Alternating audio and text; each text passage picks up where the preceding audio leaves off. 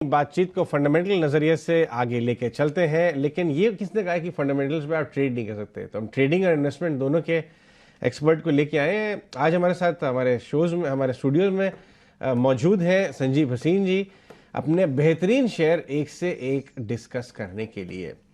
भाई साहब good morning, शुक्रिया आ जाने के लिए। भाई ये बाजार जो है ना बहुत लुका छिपी खेल रहा है। इनफैक्ट आप भी जो है हल्का सा कॉशियस हुए थे और आपने कहा भी था साहब बहुत मोटा मुनाफा जहां जहां बन रहा है लेते चलो।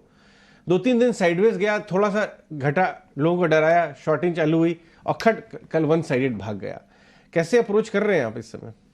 Good morning Ajay, good morning Priyanka. देखिए बाजार के दोनों रूप हैं, trader and the investor. Investor and trader never mix themselves, but keep your emotions one side, you are here to make money. And secondly, the volatility is your friend. This is a bull market. Ajay 3 days decline gets arrested in 1 day. So simply put, आपने कोई भी चीज ले ली, 2 दिन आपने difference दे दिया, तीसरे दिन आपको पैसा आएगा। ये बुल मार्केट होती है। जब वो तीसरे दिन आपको लॉस लगे, then expect the trend to change. But अभी ऐसा कुछ नहीं दिख रहा। आपको सही में कॉशन किया था कि 21,900, 49,000 on the Bank Nifty was slightly overdone. Now we are seeing again the pull back and FIs have just started. अभी तो मेरे को लगता है सारा महीना वो बाइंग करेंगे, बिकॉज आपके लिए सब कुछ is going positive and we know earnings is going to be the next trend setter, but banks are in the best place ever.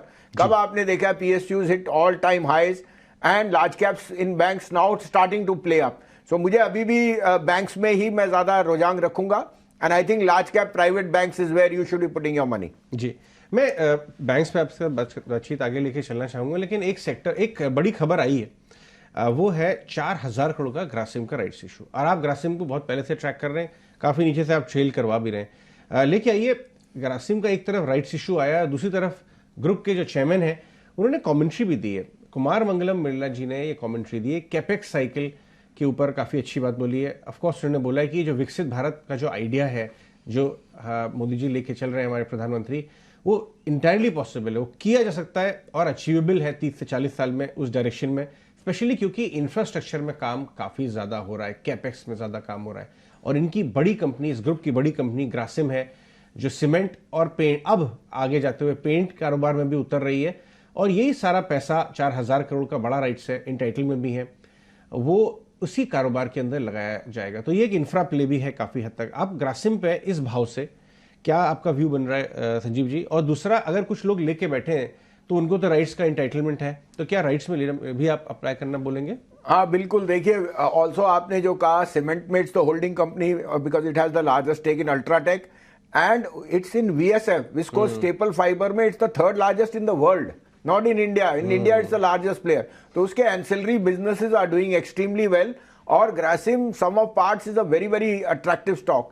लेकिन राइट से डाइल्यूशन होगी और उसका फायदा भी बता दूं, आधा राइट का पैसा because it owns almost 8% in Vodafone will go into Voda.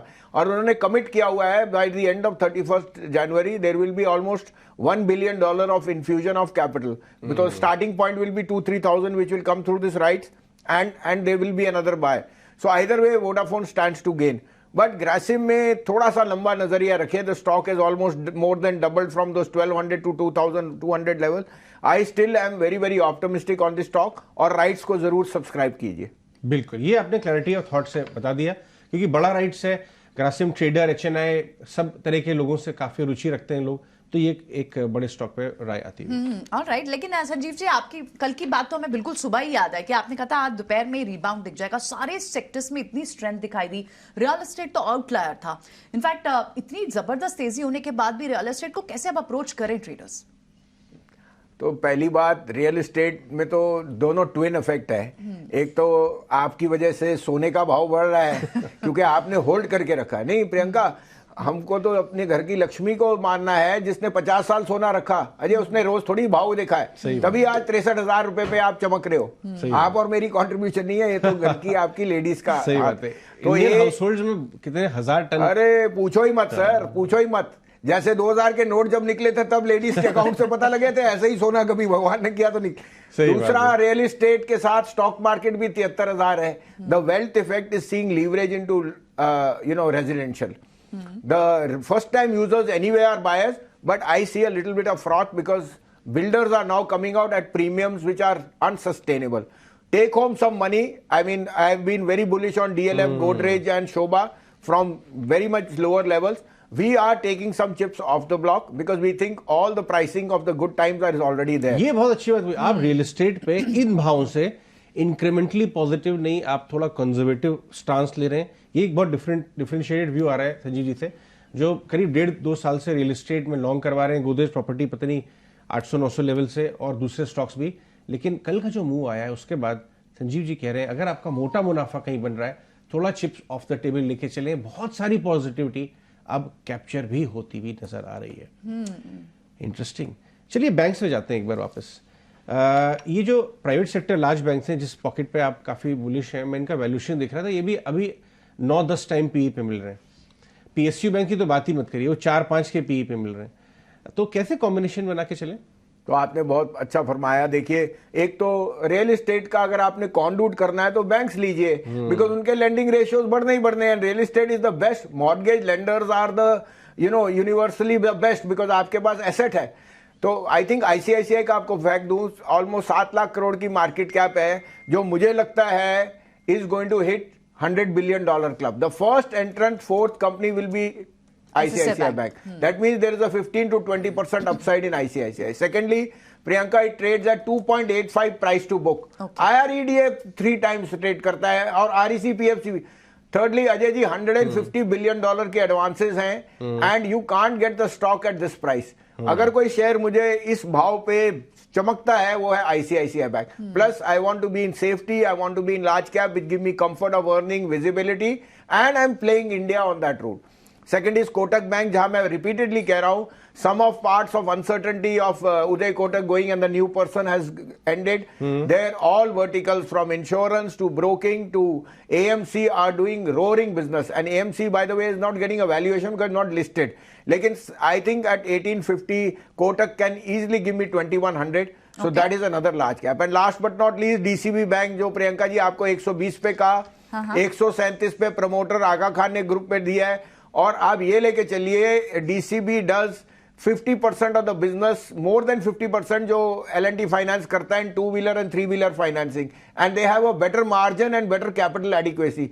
L&T finance at 171 is become very expensive, DCB is very cheap. तो 185 से 250 रुपए का भाव आपको इन ट्रांचेज आएगा। पहला टारगेट 185 शायद इस महीने आ जाए, लेकिन 250 रुपए इसमें अगले 4 महीने में आएगा। मैं एक क्विक फॉलोअप डीसीबी पे लेना चाहता हूं। मैं देख रहा था इनके इंटरनल, जब से आप 3-4 दिन से इसके बारे में बात कर रहे हैं, आगा खान ट्रस्ट जो इनके प्रमोटर हैं, उन्होंने ये भी कहा है कि वो स्टॉक में अपना स्टेक बढ़ाना चाहते हैं। ये भाव इसका 15 साल से यही भाव है लगभग, और कहीं ना कहीं इनके रिटर्न रेशियोज में भी दबाव बना रहा। आपको लगता है कि ये 2-3 आगे क्वार्टर्स में इनके रिटर्न रेशियोज इंप्रूव होंगे, हो सकते हैं, आरओए बढ़ सकते हैं डीसीबी में? करेक्ट। और less than 1 time price to book आपको कहां मिलेगा? तो सारी नेगेटिव्स हैं इसमें। सारे कैपिटल एडिक्वेसी रेशियोज उसके इन लाइन है। एंड अगर प्रमोटर पैसा डाल रहा है अजय जी, तो और मुझे को क्या देखना है? वो भी एट अ प्रीमियम, उसने डिस्काउंट पे नहीं लिया, वो प्रीमियम पे डाल रहा है। ऑलराइट, ये तो बात बैंक्स की हुई। संजीव जी, टाटा मोटर्स पे भी एक बहुत बड़ी रिपोर्ट आई है। आप 750 last year, I think it was a year of Tata Motors. Autos में सारे स्टॉक चले, लेकिन टाटा मोटर्स की एक्सेप्शनल मूव थी। 750 के लेवल के बाद भी अब 950 को आय किया जा रहा है। आप इस वक्त ऑटो में सबसे सेफ बेट या फिर एक प्रिफर्ड बेट क्या देख रहे हैं? अशोक लीलैंड। अब ये जो रिपोर्ट आ रही है ये उनसे है जिन्होंने पार्टिसिपेट ही नहीं किया। तो आप थोड़ा सा ध्यान रखिए। You know why Priyanka, simply put, Tata Motors is a liquid stock, it has a global presence. किसी ने बाहर से लेना है तो he will obviously prefer the large cap. But मैं आपको कह रहा हूं दावे से अशोक लीलैंड 250 रुपए जाएगा। और उसमें कोई दो राय नहीं। वो आपको अपने आप बता रहे हैं कि बसेस की demand is the highest they have seen in the history of the company. A B, जितने आप इंडिगो के प्लेन्स और फ्लाइट्स भेजे हो वो सब blue bus Ashok Leyland. Third, their EV and their CV sector, they are eating into the market share of Tata motor. Sum of parts at 175. Ashok Leyland has the potential to hit 250. That's my top pick in the auto space. Okay, all right. ये तो बहुत quickly हमने ले ली, लेकिन आज के कोई specific trades तो नहीं है संजीव जी जो रह गए हैं? पहली बात आपको ये भी अपडेट बता दूं कि आपको मैंने कहा था SME IPO आएगा 93 पे इलेक्ट्रोफोर्स।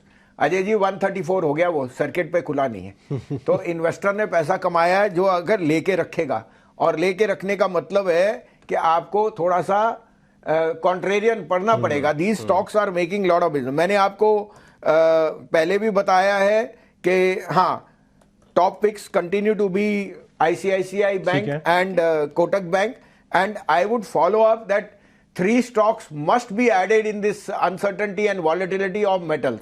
Tata Steel, Nalco and NMDC. Tata Steel is headed to 180, NMDC is headed to 300 and Nalco is headed to 200. अब ये नहीं कि रोज ये दूसरे दिन हो जाएंगे, पर directionally directionally they are good. और मेरा डार्क हॉर्स प्ले आज भी है जी का भाव इस साल में 450 रुपए आएगा अजय जी। जब आएगा आपके लिए मैं स्पेशली बॉम्बे आऊंगा।